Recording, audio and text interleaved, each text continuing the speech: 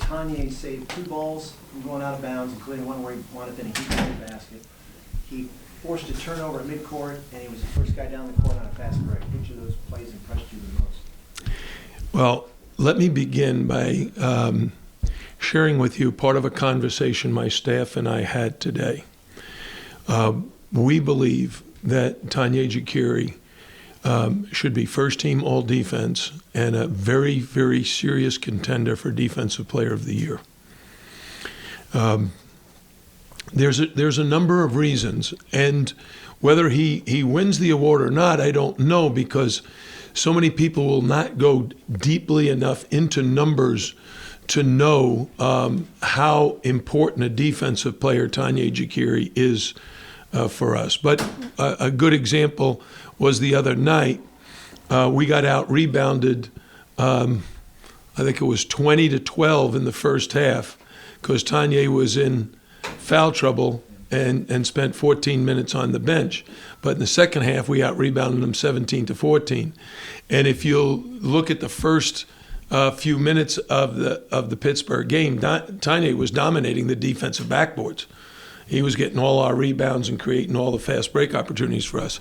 In addition to that, there are plays that he makes that there is no statistical category for. And it's a statistic that I'm trying to develop for the NBA. Because in the NBA, one of the things they ask big guys to do is to defend ball screens a lot and effectively, because guards need help getting over ball screens. And our guards get so much help from Toney where that their man doesn't even shoot the ball. It's not like he blocks the shot. He basically stops them from doing what they want to do, and they give the ball up to somebody else. I don't know what kind of statistic we can come up with, but we're looking for a number that shows that he has such an big impact on the defensive end of the court. And some of it will be points per possession, where when he's in the game, what we're doing, and when he's out of the game, what we're doing in the plus minus. But I'm impressed so much with all the things that he's doing defensively. The saves that he made, the plays that he made offensively in the lane against the zone where we post-fed to him, and he just hit a jump hook on an out-of-bounds play. We post-fed to him. He hit a jump hook. He was near the basket. We dumped it off to him. He powered it in. There are a lot of things he did the other night that turn into a winning formula. And we won the game by 2 points. Now, without him on the court in the first half, Pittsburgh was 10 for 10 from the foul line. Does anybody know what they were in the second half? 0 for 1. Because when he's in there, we're not fouling because he's not blocking the shot. He's taking away the shot. They have to go to the second or third option. And that's great defense. Seems like he'd be a guy who'd be a little hard to project because he's improved so much, and it seems like he still has quite a bit ahead of him. Well, I think his ceiling offensively is it's high enough that if I were an NBA team that valued individual work and was willing to put a personal trainer, like Dirk Nowitzki's had a personal trainer since he was like 17 years old. And I watched Dirk go through his routine with his personal trainer, and it was absolutely awesome. And I thought, oh, goodness, I'm going to start doing that with all my players. Well, you can't. It takes hours and hours to do it. We don't, you don't even have that many hours to work with an individual. So Toney needs that. I'd like to be that for him, but the NCAA rules limit what we're allowed to do. What do the NBA scouts say about him? What's their impression at this point? They're intrigued. They see his improvement. They like the way he plays team defense. They like his rebounding numbers. But he's a senior. They don't like old guys. I mean, 22 years old is too old for them. You got to be 18, not shave, be really skinny, and then they'll take a serious look at you for the lottery. Hey, Jim, can you sort of sort of give a state of the union, so to speak? I mean, you've won 6 out of 7. Does the team still have that much room to grow in these last 7 regular season games? In your opinion? Yeah, one of the things that happened the other night is Ivan Uceda got sick, and we were without him. And during the game, I was like looking on our bench and saying, dang, where do we get another perimeter shooter against this zone? And without him, and then Tanya get in foul trouble, you start to realize the value of Ivan, of having a stretch 4. It would have been nice to move Kamari to the 5 and have Ivan there stretching the defense out. Buka did a very fine job. His 7 minutes were quality minutes. But he's not a stretch 4 either. He's an interior player. He and Murph score their best, 12 feet and in. And same with Tanya. But Ivan is a 4-man who can shoot the 3.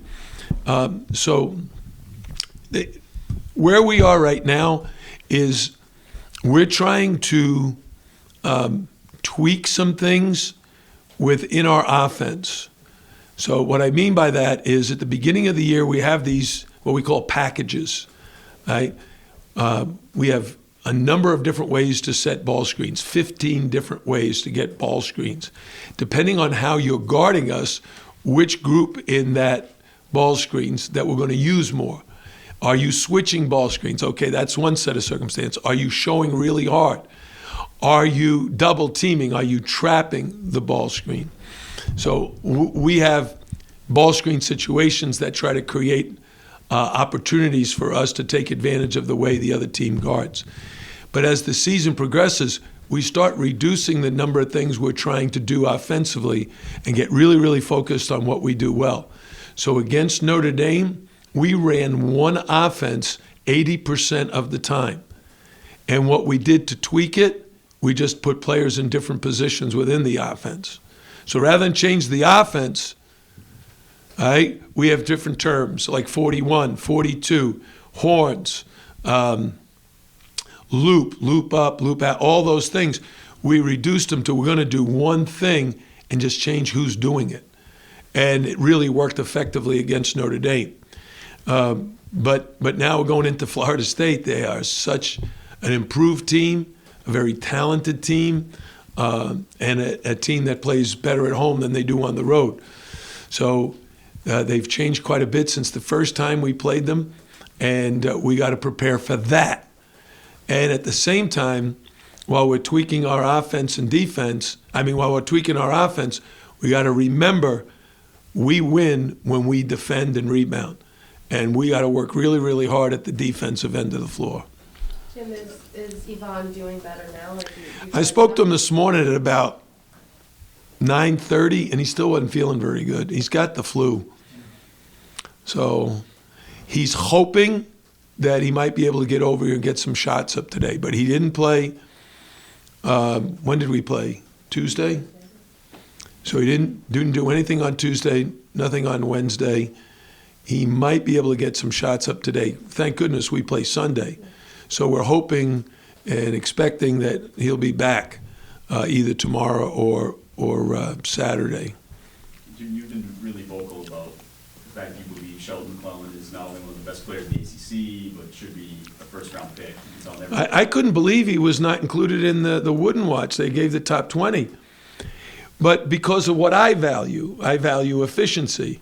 If someone takes 20 shots and averages 20 points, and someone else takes 9 shots and averages 18 points, I want the guy who averages 9 shots and 18 points, because that means you have an additional 11 possessions to keep scoring. And Sheldon, what did we find out? What did you send me? He is number 2 in the country in offensive efficiency. With use of 20% of possessions. number one for the last game. Grayson Allen's number 1. So Grayson Allen, and they're tied in efficiency at 130.6. So you say He's great. Yeah. So is it just that other people? Can you imagine? Or what else does he have to do to really solidify himself as a first-round pick? What else can he do? Honestly, probably shoot more. Because if he shoots more, he's going to make more. And if he scores more, You know, people look at points. They don't look at efficiency. No. And it's disappointing because, Shane Larkin only averaged 14 points a game, and Eric Green led the country in scoring. And Eric was chosen by the media to be the player of the year in the ACC, but not by the coaches. The coaches who have to coach against them, they voted for Shane Larkin, and he was the coach's player of the year. Why? Because Shane won. And Virginia Tech finished at the bottom. There's nothing, don't take anything away from what Eric Green did. He was great. But he was great individually, where Shane Larkin led his team to the conference championship, regular season tournament championship, was our leading scorer, leader in steals, leader in assists, was first team all defense. He basically was the most valuable player for any team in the league. And Sheldon is close in that category right now. If we were in first place in the league instead of tied for second, maybe people would be talking about him more. I don't know. But I just love coaching him. He's a great kid. And as long as he keeps playing the way he's playing, we're in good shape. He's in good shape. Do you want him to take over more, or is that something? Because he talked about what I said to you, what I said to everybody a few minutes ago. We need to tweak our offense a little bit. So when we do, it's our job to find him opportunities to do more. Sheldon's another senior, which you just mentioned also. Say it again. He's another senior. Oh, seniors. Well, Buddy Hield, to me, is the player of the year in the country. He's led his team to a tremendous season. He's scoring his brains out. He's doing other things. He made the game-winning shot the other night against Texas. It was an incredible basket. And he's just doing everything great at a very, very high level. But he's averaging like 24.6 points a game. That's high-level scoring. But I'll go back in a little bit of history. In 1997, 96-97 season, I had a player on my team named Antonio Daniels, who in the preseason polls, the preseason NBA draft, was not even listed in the top 100. Not listed in the top 100. By December, he had moved up to 72nd. And I was writing every NBA scout that I knew, every NBA franchise, saying, hey, guys, you're missing a boat on this kid. By February, he was like 47th. And by March, he was 36th. I'm not sure if he ever got any higher than that. He was the fourth player chosen in the draft. You know what? Because he ended up as the most efficient guard in the country. He averaged 24.5 points a game, 7.7 assists. He was, I think, second in our league in steals. He shot 55% from two, 45% from three, and 80% from the foul line. That's what we refer to as a 180 guy. 55% plus 45% gives you 100, and 80% from the foul line, that's 180. You check Sheldon's numbers out. He's a 180 guy. There aren't many guys like that. And, someone told me that our students were saying that Grayson Allen was underrated. They were yelling, underrated or something. Overrated. And I said to someone, like, they're saying that about Duke? And someone said, no, they're saying about Grayson Allen. I said, then they're using the wrong term. It should be underrated. The guy is awesome. He's John Havlicek. Revisit, guys, okay, you don't know who John Havlicek was. He's a Hall of Famer, one of the 50 greatest players of all time. Grayson Allen is an awesome college player. He's efficient. He does everything well. You've got to value those guys. Now, he's at Duke, So they do. At Miami, I can't get anybody to understand. We're not winning because of me. We're winning because of Angel Rodriguez and Sheldon McClellan and Davon Reed and Toney Ogwumike, because they're really good. They really know how to play. And we're competing at the highest level of college basketball, not just in any league, but in the league that has the most efficient teams in the country. Duke, Carolina, Notre Dame, Pittsburgh. Look at the Ken Pom stats on offense. It's like the ACC. It's incredible. And Sheldon's at the top of that list with Grayson Allen. So It is kind of funny though. You read some of the national columns, and hard to make a blanket statement. They all say, "Wow, look at how great of a job Larran is doing down there." give my assistants credit. Chris Caputo.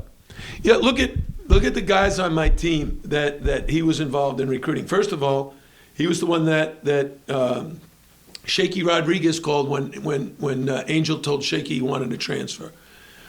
Angel was the one that told him Sheldon McClellan wanted to transfer. Jaquan Newton had a host of great schools, and Coach Caputo's got us involved with him like the very first start of his junior year, and that ended up being the key to us being able to get him, because it was us, Villanova, and Syracuse, and we ended up getting him. Yvonne Cruz-Uceda, Kamari Murphy, Chris and Michael Uger were the ones that got us involved with Kamari when he was in high school. And Kamari's, I think his father called Chris when Kamari wanted to transfer back home here. So, when you have a staff of guys who do a great job in finding you the right guys. Now look at the recruiting. Now we team recruit, so it's not just Chris, but he's been here the longest. He's been with me for 14 years. I wouldn't be here without him. He was on my staff at George Mason when we went to the Final Four 10 years ago. And the reason I hired James Johnson is because he was with me that year. I tend to think I get luckier the better coaches I have. And Jamal Brunt has had a huge impact already. And so has Adam Fisher. So when you're lucky enough to have a great staff and they find you the right players for you. Like I've had my coaches tell me, this kid is really, really good, but you won't want to coach him. What do you mean I wouldn't want to coach? Yeah, you wouldn't want to coach him. And it turns out when I hear things, find out a little bit more, we dig a little deeper, I said, you're right, I don't want to recruit him. Jim, there are fans out there already saying, okay, we'll be top 3 seed and all that. I mean, your players are also fans. Seed? What are we talking about, for the ACC tournament? No, past that. Right. A little bit on that. People What are I'm saying- what I'm saying is Have you looked at our schedule for the remainder of the season? We've got 7. First of all, if you look at the league, you see each team has gone through a rough period. Some of them 2 or 3. All right? We're heading into the very toughest part of our ACC schedule. We have a road game at Florida State, our arch rival. We have a road game at Carolina, the #1 team in the country, like last week. What's today? Are they still #1 in the country? Oh, no, they lost 2, so they dropped. But 7 or 8 days ago, they were #1 in the country. And then we end the season with 2 straight road games. At Notre Dame, at Virginia Tech. So 4 of our last 7 are on the road. And 2 of our 3 at home are against Virginia and Louisville, or the teams directly in front of us in the standings, and they're in the top 10 in the country in Ken Pom. And I'm like, are you serious? So we don't have a problem convincing you, because fans are fans. Your players aren't thinking ahead. You're keeping them very focused. That's really what I wanted to get to. I mean, they're focused on one game at a time. That's the whole. Florida State, that's it. How do you do that? How do you manage them so that they don't get overwhelmed looking at what's ahead? Well, when we talk about how good the ACC is, just talk to them about, who do you think you can play badly and win? And there isn't anybody. I want to, again, make a plea for our students to come next week when we play Virginia Tech, because the student section was not packed like it always is. It was, and when the students are here, it creates that energy in the arena, that electricity, and that's really good for our players. And I thought that might have been one of the reasons in the first half we didn't play with that kind of energy. Now, we did in the second half, and the crowd got really into it down the stretch, and they were entertained by the way the team played. And I think they were thrilled that Angel Rodriguez tipped that in, and the game ended in regulation, so they didn't have to sit there an extra 5 minutes in overtime. Preparing for rematches like this, is there any, how do you, I mean, is there differences? We study two things. One, our previous game with them and what we believe their strategy was, and we study their most recent games to see what changes they have made that might be impactful for our preparation. Just to be clear, before you said you're tweaking the offense, this is making it simpler. You're not adding anything new, right? It's just the stuff you mentioned earlier. When I say tweak, it might even just be within a play. Like, for example, we ran 42 against Notre Dame 80% of the time. We didn't change 42 at all. We just changed who was doing it. So if you see Jaquan Newton in the low post, that's a tweak. The offense the same, but I wanted to get him in the high post. And the guy who's low, who starts low, he's the first one to go high. So I wanted to put him there. And that's the difference. So we might run a play for Yvonne Cruz-Uceda that we've been running for Sheldon McClellan. All right? Just something. It's the same play, just different personnel. How dangerous can rematch games be? Well, all games are dangerous because, first of all, you're very familiar with each other, and that's what makes conference play so much more challenging than non-conference play. When you don't know the opponent very well, your plan is based on whatever information you have, but that information is limited. In conference, you have so much information, not only from this season, but from prior years. Okay, we've played Florida State now. This will be our 11th game with them. Well, more. 12th? Let's see. No, it'll be our 11th because we haven't played them yet twice this year. But we played them in the tournament one of my years. So we played them 5 times at home, 4 times on the road, 1 in the ACC tournament, and now this is our 11th game with them. It's still the same head coach at both schools. So we have a working knowledge of how the other one thinks. And sometimes that helps, sometimes it doesn't. Sometimes it's scarier than anything. Kind of off the wall thing. You hear a lot of people talk about when you're coming down the last minute of regulation, last minute of the half, the 2-for-1. You don't see that emphasized quite as much in college. Is that because you're afraid to get a bad shot or what? Yeah, well, I'll give you an example. The other day, it was under 30 seconds, so we could hold for 1, and there was a free throw by Pittsburgh, and they made the free throw, and I barked out to Angel, hey, we're holding for 1, and Jaquan Newton took the ball, went down the court, and shot. Yeah. So he thought I meant we're holding for Jaquan to take 1 shot, not for the team. But you don't see that possession like with 47 seconds. Let's get it done in 10 seconds. The NBA is such a different sport. Basketball at that level. I watched the Celtics play the Clippers last night. I'm watching those guys and I'm saying, oh my goodness, their ability to score in like 3 seconds is absolutely amazing. So they can say, hey, we're going quick this possession, we're going to shoot within the first 8 seconds and then go 2 for 1. I can't get my players to even understand what the term 2 for 1 means.